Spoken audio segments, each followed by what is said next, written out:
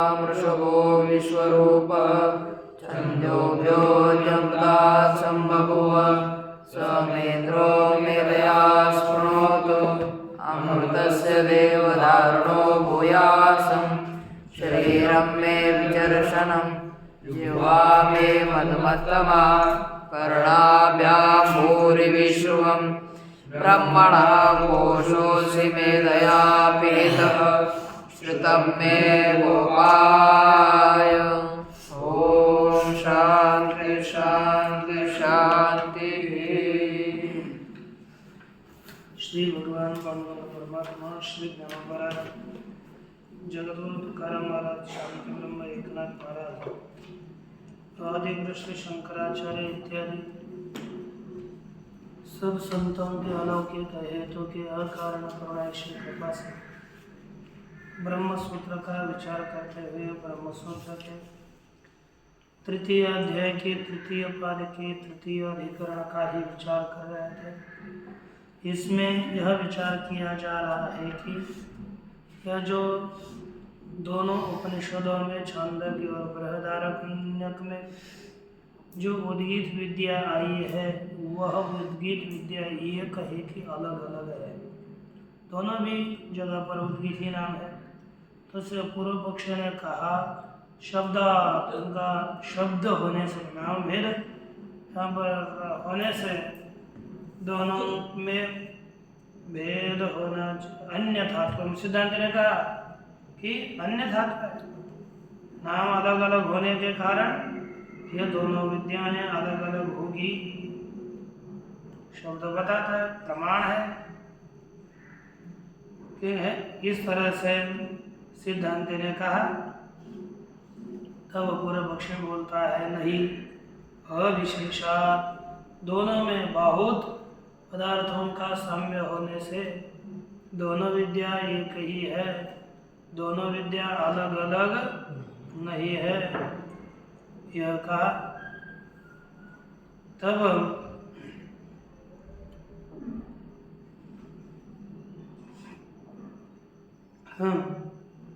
तो सिद्धांत क्या कहते हैं, उद्गीत ओंकार है ना, उद्गाता इन दोनों में भेद है, इसलिए ये विद्या अलग अलग है। तो प्रथम सूत्र हम लोगों ने देखा वह पूर्व पक्ष सूत्र था और अब जो सूत्र आ रहा है वह सिद्धांत सूत्र है। लिखा कि टीका में लिखते हैं बहु विरुद्ध रूप भेदात न विद्येत्यम इति सिद्धांत इति। अनेक प्रकार से विरुद्ध रूप का भेद होने से विद्या एक नहीं है। नवा प्रकरण भेदात परोवरीयस्त्वादिवत् नवा प्रकरण भेदात् परोवरीयस्त्वादिवत् नवा प्रकरण भेदात परोवरीयस्त्वादिवत् नवा प्रकरण भेदात् परोवरीयस्त्वादिवत्। क्या उत्तर दिया? कहते कि ये विद्या में ऐक्य नहीं है, विद्या एक नहीं है। क्यों? कहते प्रकरण भेदात परस्पर प्रकरण का भेद होने से ओम इत्येतदक्षरम उद्गीतम उपासित, यह एक जगह पर प्रकरण दिया और अन्यत्र दूसरे में त्वम न उद्गायति। इस प्रकार प्रकरण का भेद होने से दोनों उद्गीत विद्या एक नहीं है। दृष्टांत क्या है बताओ? कहते कि परोवरीयस्त्वादिवत् परोवरीयस्त्वादिवत् तरह, जैसे यथा परमात्मा दृष्ट्याध्यास साम्येपि स एष परोवरीयान् उद्गीतः।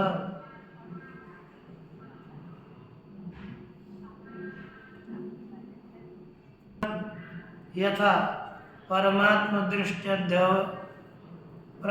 दृष्टि का अध्यास समान होने पर भी स एष परोवरीयान् उद्गीतः इति परोवरीयस्त्वादि विशिष्टम उद्गीत उपासना। एक जगह पर क्या बताया? परोपरीयस्त्व, पर, अवर, पर है ना, ये गुण उद्गीत में बताया गया। और अक्षादित्यगत हिरण्य स्मृतवादी विशिष्ट उद्गीत उपासना भिन्न। जैसे आदित्य भी बताए गए कुछ विशेष गुण वाले विद्या से। एक विद्या परोवरीयस्वादी गुण वाली विद्या भिन्न है। तो यहाँ पर दोनों कैसा भेद बताया? एक जगह पर परोवरीयस्व इत्यादि गुण है और एक जगह पर हिरण्यश्मश्रु इत्यादि गुण है। तो हिरण्यश्मश्रु इत्यादि गुण वाले उपासना से, जैसे परोवरीयस्वादी गुण वाली विद्या भिन्न है, पृथक है, ये समझना चाहिए। तो देखो आगे कहते कि नवा विद्यैकत्व अत्र न्याय्यम विद्या भेद एव अत्र न्याय्यः। नवा विद्यैकत्व अत्र न्याय्यम, अत्र विद्यैकत्व न न्याय्यम। यहाँ पर विद्या की एकता योग्य नहीं है, न्याय नहीं है। फिर क्या न्याय है? कहते विद्या भेद एव अत्र न्याय्यः, विद्या का भेद ही यहाँ पर न्याय है, योग्य है। अकस्मात क्यों? प्रकरण का उदाहरण ये तो दिया, प्रकरण भेदा, प्रकरण का भेद होने से, माने प्रक्रम भेदा तथा ही यह प्रक्रम भेदो दृश्यते।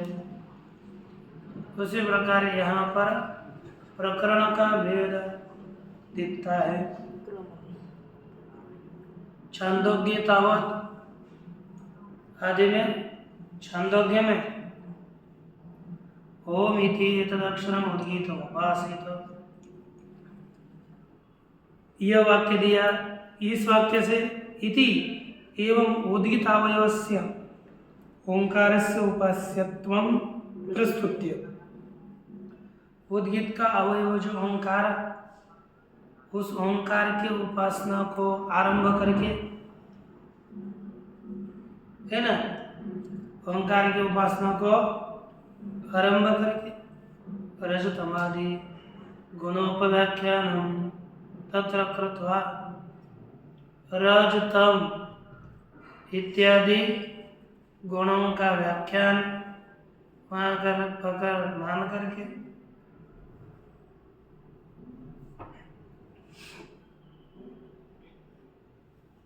अथ खलु एतस्य व अक्षरस्य उपाख्यानं भवति।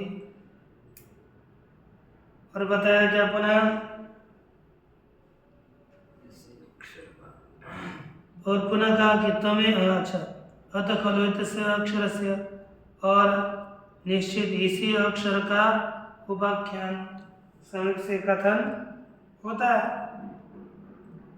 इति पुनरपि तमें उद्गीतावयवम् ओंकारम अनुवर्त्य, ऐसे पुनः उसी उद्गीत के अवयव ओंकार का अनुवर्तन करके, अनुवाद करके देवासुराख्यायिका द्वारेण, कौन कौन से देव की और असुरों के आख्यायिका के द्वारा तम प्राण उद्गीतम उपासन चक्रे, उसी प्राण रूपी उद्गीत की उपासना करी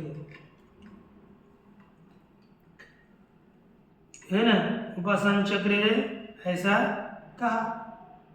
तत्र यदि उद्गीत शब्देन सकला भक्ति अभिप्रेत, तत्र यदि, वहाँ पर यदि उद्गीत शब्द के द्वारा सकला भक्ति ही, संपूर्ण भक्ति का अभिप्राय हो जाए, तो तस्याः तस्याश्च कर्ता उद्गाता ऋत्विक, उस भक्ति का कर्ता कौन है? उद्गाता। कर्ता कौन है? उद्गाता ऋत्विक, ये करता है। तथा उपक्रम, उससे उपक्रम होता है। उद्गाता से उपक्रम आरंभ होता है। ऊपर देत लक्षणाच प्रसज्जेत, तथा उपक्रमश्च ऊपर देता, उससे क्या होगा? उपक्रम उपरुद्ध होगा और लक्षणा की प्राप्ति होती है, यानी अवरुद्ध होगा, रुकेगी। उपक्रम रुके, क्योंकि उद्गीत शब्द के द्वारा सकल भक्ति, सकल साम भक्ति यदि अभिप्रेत होगी तो उसका कर्ता हो जो उद्विक ऋत्विक होगा, तो उससे क्या होगा? उपक्रम रुकेगा। और अर्थात शब्दशः जो हमें शक्ति से अर्थ प्रतीत हो गया वो अर्थ बाधित होगा। अर्थ बाधित हो गया, श्रुतार्थ बाधित होने के बाद ही लक्षणा प्रसक्त होती है, फिर लक्षणा की प्राप्ति होगी। कहते हैं कि एक नियम है, उपक्रमानुरोधेन च एकस्मिन् वाक्ये उपसंहारेण भवितव्यम्। एक वाक्य में उपक्रम के अनुसार ही उपसंहार होना चाहिए।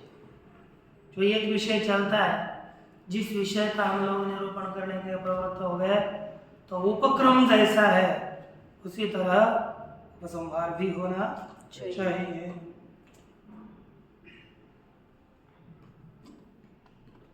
उपक्रमानुरोधेन च एकस्मिन् वाक्ये उपसंहारेण भवितव्यम्। एक वाक्य में उपसंहारण भी होना चाहिए।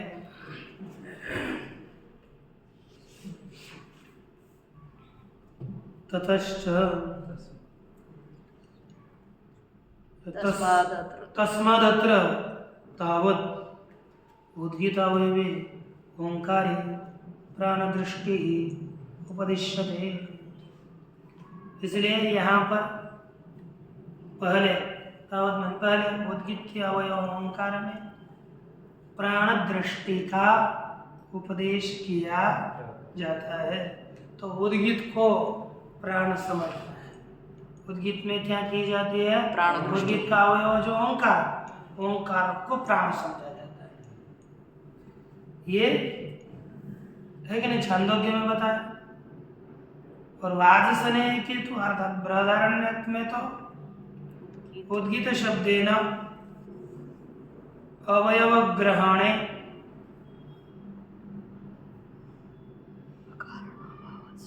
कारणाभावात् सकला एव भक्ति आवेद्यते। परंतु उद्गीत शब्द के द्वारा अवयव का ग्रहण करने पर कारण का अभाव होने से संपूर्ण भक्ति का आवेदन किया जाता है। त्वम न उद्गाय, क्या हो गया? त्वम न उद्गाय माने तो हमारे लिए गायन कर। इति अपि तस्याः कर्ता उद्गाता ऋत्विक प्राणत्वेन निरूप्यते। इति अपि तस्याः कर्ता उद्गाता, इस प्रकार भी उस का कर्ता अर्थात उस उद्गान का कर्ता कौन हो गया? उद्गाता। वह ऋत्विक प्राणत्वेन निरूप्यते, उसका भी किस रूप से निरूपण किया जाता है? प्राण रूप से। उद्गाता को क्या बोलता है? प्राण। इति प्रस्थानांतरम, इस प्रकार प्रस्थान माने उपक्रमांतर है। ये उपक्रम क्या हो गया? अलग। पूर्व में उद्गीत के अवयव ओंकार में प्राण दृष्टि बताई गई, तो यहाँ पर तो हमारे लिए, और बृहदारण्यक में तो हमारे लिए गायन कर, तो उस प्रकार यहाँ पर प्राण को ही उद्गाता बताया गया। इतना भेद है। वहाँ पर दृष्टि बताई जाती है, यहाँ पर प्राण को ही उद्गान करने के लिए बताया जाता है। यद्यपि तत्र उद्गीत सामानाधिकरण्यम प्राणस्य, यद्यपि वहाँ पर उद्गीत का सामानाधिकरण्य प्राण में भी है, तदपि उद्गातृत्वेन दिदर्शयितस्य प्राणस्य वहां पर तदपि उद्गातृत्वेन अधिदर्शयितस्य उद्गाता के रूप से दिखाए गए प्राण में सर्वात्मत्व प्रतिपादनार्थम इति उद्गात का रूप से बताए गए प्राण में सर्वरूपता प्रतिपादन के लिए है। न विद्येकत्वम आवहति वहाँ पर विद्या की एकता का कथन नहीं करते। सकल भक्ति विषय एव तत्रापि उद्गीत शब्द है वैषम्य वहाँ पर भी उद्गीत शब्द संपूर्ण भक्ति के विषय में है ऐसा भेद समझना चाहिए। न च प्राणस्य उद्गातृत्वम असंभवेन हेतुना परित्यज्यते।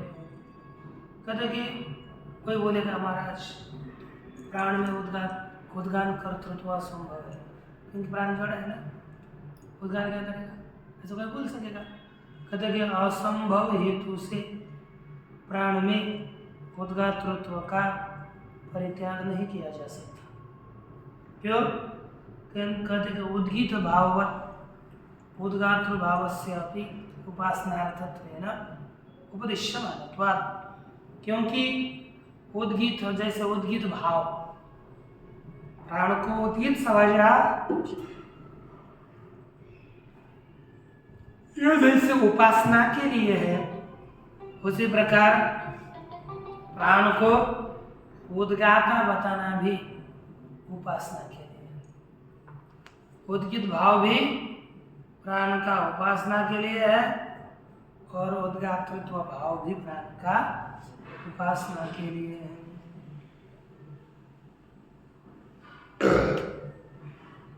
ठीक है, उद्गीत भाव की तरह उद्गातृ भाव से अपनी उपासनार्थत्वेन उपदिश्यमानत्वात्। इसलिए कोई इसमें हमारा वास्तविक उसमें है ये बताना नहीं, उपासना के लिए बताया है बस। प्राण वीर्येण एव चोदगायत, प्राण के वीर्य से, अच्छा, प्राण वीर्येण एवं उद्गात्रम करोति इति नास्ति संभव। क्योंकि प्राण के सामर्थ्य से ही उद्गाता उद्गान कर्म करता है, इसलिए कोई असंभव नहीं है। तथा च तत्रैव श्रावितं वाचा च हेव स प्राणेन चोदगायत। वैसे प्रकार वहाँ पर बृहदारण्यक में श्रवण कराया गया कि वाचा च हेव, वाणी सह प्राणेन चोदगायत, उसने प्राण के द्वारा ही उद्गान किया। इसलिए उद्गातृत्व प्राण में असंभव नहीं है। न च विवक्षितार्थ भेदे अवगम्य माने वाक्य छायानु कारम मात्रेण समानार्थत्वम अध्यवसात्वयुक्तम। क्या कहा? बताने के लिए इष्ट अर्थ के भेद का ज्ञान होने पर वाक्य छायानुकारम, वाक्य के छाया का अनुसरण करने के मात्र से समानार्थत्वम अध्यवसातुम न युक्तम, समानार्थता का निश्चय नहीं किया जा सकता। केवल वाक्य छाया होगी तो दोनों विद्या एक ही है, दोनों पदार्थ एक ही है, ये नहीं मान सकते। तथा ही अभ्युदय वाक्य पशु काम वाक्य च। एक दृष्टांत बताते हैं मीमांसा का। एक है अभ्युदय वाक्य उत्कर्ष का वाक्य और दूसरा है पशु काम वाक्य। त्रेधा तंडुलान विभजेद ये मध्यमा सु। तीन प्रकार से तंडुलों का विभक्त करें। जो मध्यम हो उनको अग्नय तान अग्नये रात्रि,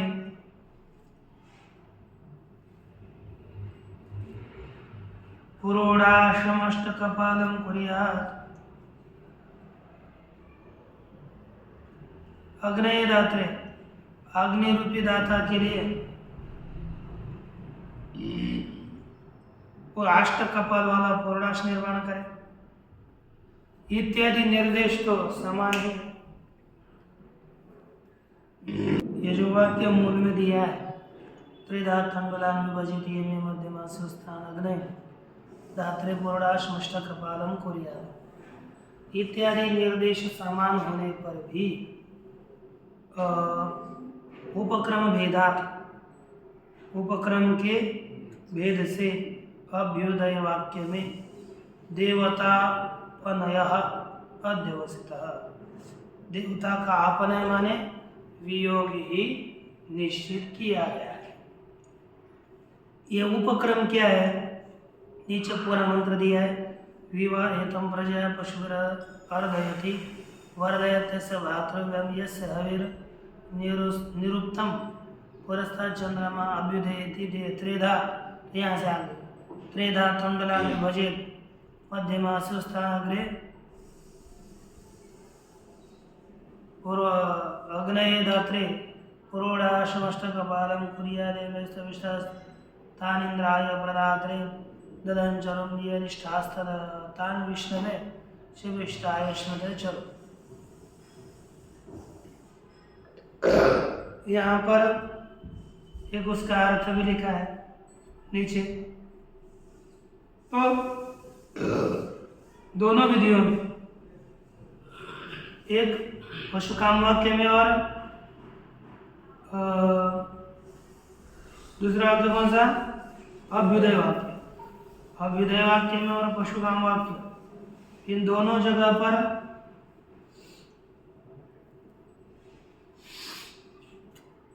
क्या बताया गया?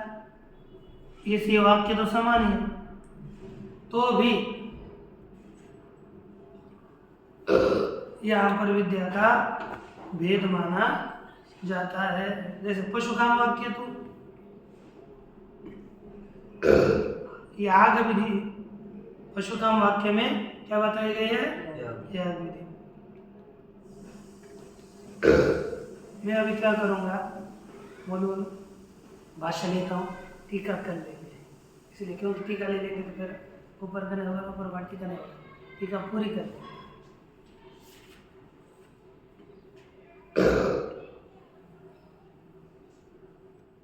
पशुकाम वाक्य तो याग विधि, ये दो वाक्य है, एक अभ्युदय वाक्य और दूसरा पशुकाम वाक्य।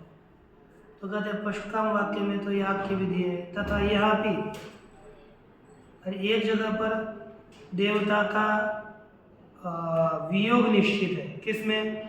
अभ्युदय वाक्य में देवता का वियोग अध्यवसित निश्चित है और पशुकाम वाक्य में याग विधि है। अलग अलग है, इसलिए दोनों को क्या मानता है? अलग अलग। उसी प्रकार यहाँ पर भी उपक्रम भेदाद विद्या भेद, उपक्रम के भेद से विद्या का भेद है। कैसे? दृष्टांत दिया, परोवरीयस्त्वादिवत, अर्थात यथा परमात्मा दृष्टिया अध्यास साम्येपि, परमात्मा दृष्टि से अध्यास की समता होने पर भी आकाशो हेव एभ्य जायाम, आकाश परायणम, आकाश ही इनकी अपेक्षा से श्रेष्ठ है, आकाश ही परमयन है। शेष परोवरीयान उद्गीत, वह यह परोवरीय उद्गीत है। शेष अनंत, वह यह अनंत सीमा से रहित उद्गीत है। इति परोवरीयस्त्व गुण विशिष्ट उद्गीत उपासनम, या इस प्रकार परिवरीयस्त्व इस गुणों से विशिष्ट उद्गीत की उपासना बताए। और आक्षादि गत हिरण्यश्मश्रुत्वादि है ना, परोवरीयस्त्व गुण वाले गुण विशिष्ट उपासना हिरण्यश्मश्रुत्वादि गुण विशिष्ट उद्गीत उपासना की अपेक्षा से भिन्नम, अलग अलग गुण भेद है ना। न च इतरेतर गुणोपसंहार, इतरेतर गुणों का उपसंहार नहीं होता। एकस्यामपि शाखायां, एक भी शाखा में किसी परस्पर गुणों का उपसंहार नहीं होता। तद्वत् शाखांतरेषु एवं जातीय केषु उपासनेषु, कहते कि अन्य शाखाओं में इस जातीय उपासनाओं में भी समझना चाहिए। ऐसे ही गुणों का भेद अब समझे। ठीक है, इतने बस। आगे देखिए। ओम पूर्णमदः पूर्णमिदं पूर्णात् पूर्णस्य पूर्णमादाय पूर्णमेवावशिष्यते। ओम